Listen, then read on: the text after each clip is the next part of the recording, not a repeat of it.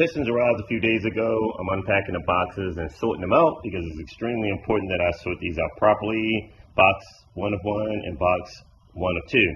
So for example, 1 of 1 have all rear bank pistons, 2 of 2 may have all front row. So it's definitely important that I sort these out properly so that the front and rear banks can get matched up with the cylinder bores accordingly.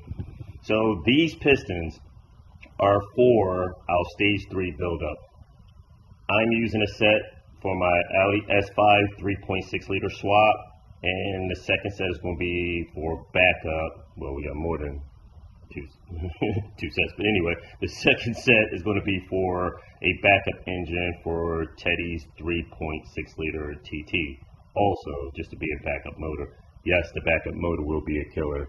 The current engine that's in this car right now is set up with a lower compression piston, and that setup is for 93 octane, and of course you can crank up the boost because it has all the special coatings and everything as well. But back to these sets of pistons right here. As you can see, this is the front bank, rear bank. These pistons right here for our stage 3 was designed quite a bit different than our stage 1. We went with a higher compression. You can see example of the front row versus the rear. Front row 2, 4, and 6. Our rear 1, 3, and 5. And you can see the difference in the cutout. So we casted special cylinder modes to match the combustion chamber so that this piston design can be as accurate as possible to the combustion chamber. And we can take a full advantage of the valve release, stepping up with larger camshafts, and the whole works with getting the most power possible out of the 3.6 liter engine, or that we can achieve anyway. So you can see the difference. We stayed with direct injection. A lot of people swapped over and just went directly, blocked off their direct injection for the 3.6 engine and converted over to a port fill injection. I have different reasons for sticking with direct injection because we're going to stick with that as well as go with a port fill injection. So just the pop question, what other heavy duty engine is known, industrial engine pretty much is known for direct injection? And I'll give a few seconds for someone to ponder and think. Uno, dos, tres. Answer to the question is diesel engines. So we're not telling diesel owners that's building performance diesel engines to get rid of your direct injection and convert over to a port fill injection. No. So I'm going to utilize both for the best of both worlds. Of course, direct injection definitely has its benefits. And even like a diesel engine, you have carbon buildup, a tremendous amount of carbon buildup and soot buildup inside your ports also. So this has been common with diesel engines. Of course, this is relatively new when the gasoline engines started converting over to direct injections and the ports would get clogged up. But one of the remedies to that is a port fill injection also, so that way you can constantly clean off the back of the valves and keep the ports clean. Went with a lot larger wrist pin with this setup. The factory wrist pin is a 20 millimeter wrist pin. Went with a lot larger 26 millimeter wrist pin. We have also special diamond coated VL coated piston wrist pins, which is huge and strong. And in addition, we have custom made R&R rods. So you can see the difference in wrist pin style, factory PV wrist pin, and our diamond layer coated wrist pin. You can see the difference in wall thickness. These are huge. Yes, they are a lot heavier. Unfortunately, that is more reciprocating weight, but when the objective is producing high horsepower, you need to maintain a strong enough component, hence this wrist pin, to handle the loads and higher horsepower engines. So these wrist pins are pretty much the similar style that's being used. 23 millimeters been used in a lot of GTR engines that's producing over 2,000 horsepower. And these bad boys are nice and strong from all the information and research that we've done. R&R racing rod, aluminum rod. These are the rods that we will be utilizing in Teddy's backup engine. as well as my primary engine for my Audi S5.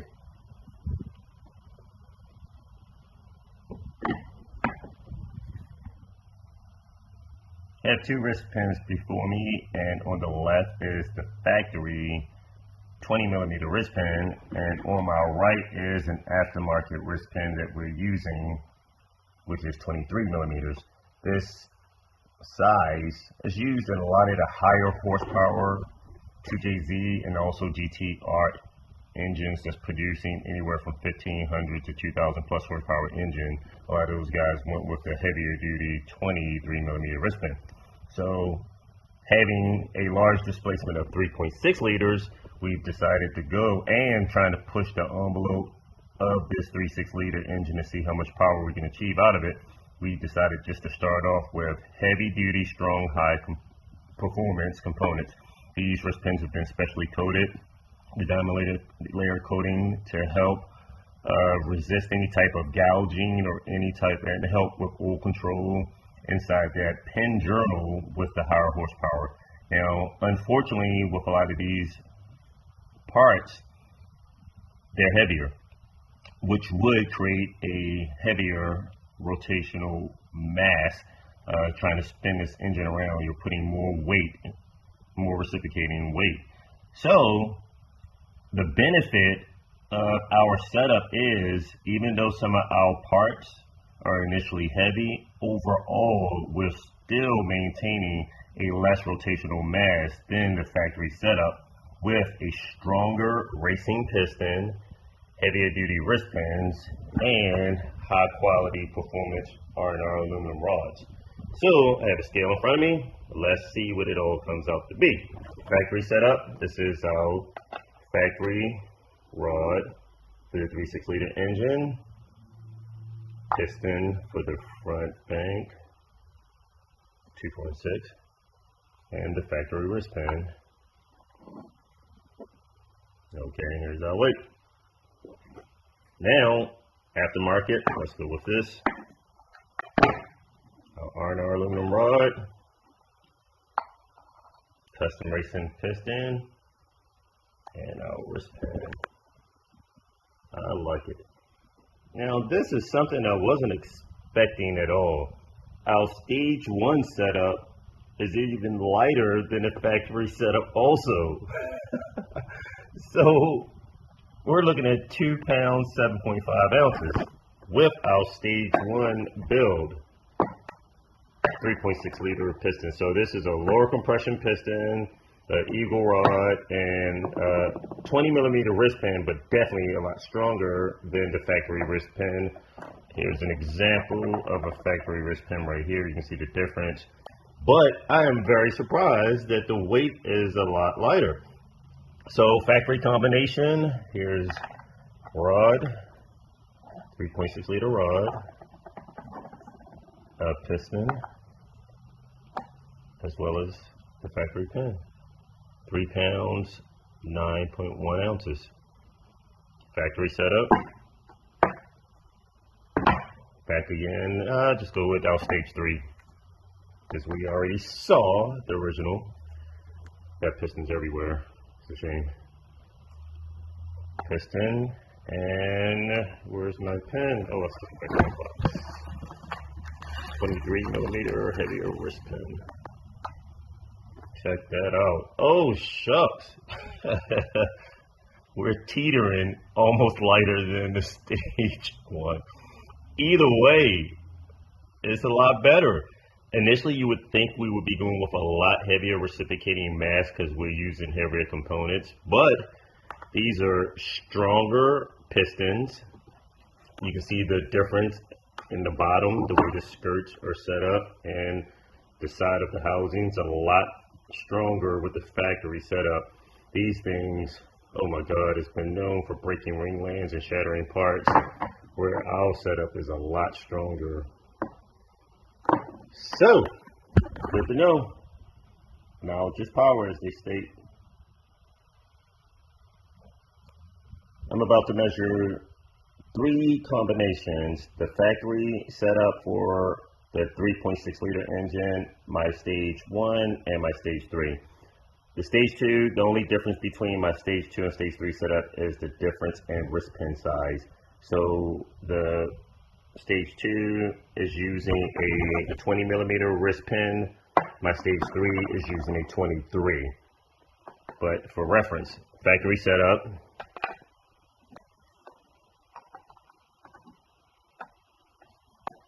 the grand total is 2 pounds, 9.1 ounces.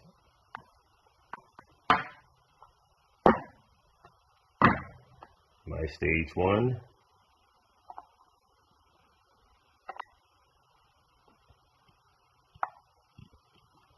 £2, 7.5 ounces. And the stage 3,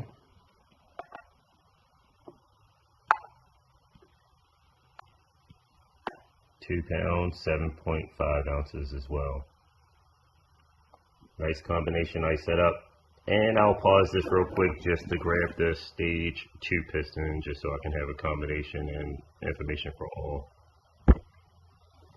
Stage 2 piston, you can see the difference in pin diameter.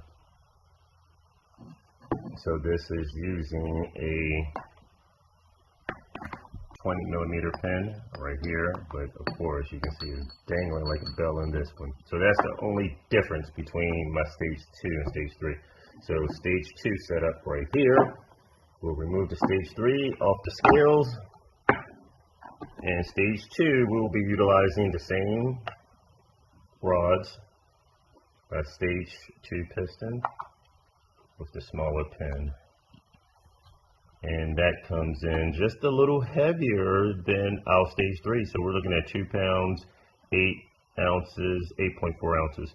So it's good to know. So for reference, all of our combinations is lighter than the factory setup, which means we will have less rotational mass, which is a great thing, producing higher horsepower, stronger components that can handle the rigors of hardcore drag racing, however you want to state it. And that's good to know.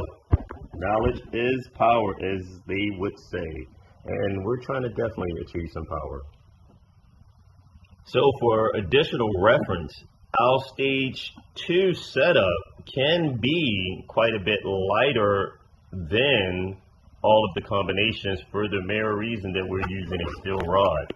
Now, in some of our combinations, we will utilize a R&R aluminum rod in place of the steel rod, because the pin size is a direct fit. R&R already have a set of aluminum rods that we can use for the Volkswagen VR6 engine. Therefore, that would hence make this combination a lot lighter than what this is also, by just changing from the steel rod to an aluminum rod. So this is good information to know. But with this steel combination, it is still lighter than the factory setup as far as reciprocating mass. And if we went with an aluminum rod, it would be even lighter. So stage 2 combination is a great combination for an upgrade. You can still utilize a lot of the off-the-shelf components, factory stuff. You can go and buy aftermarket wrist pins that will still fit into the factory pistons, aftermarket pistons that we have right here, several manufacturers of different style rods that will fit the Volkswagen engine, from 3.2 liter, 3.6 liters, as well as the 2.8 liters. These combinations will kind of cross-reference into our stage 2 build with being able to buy off-the-shelf components.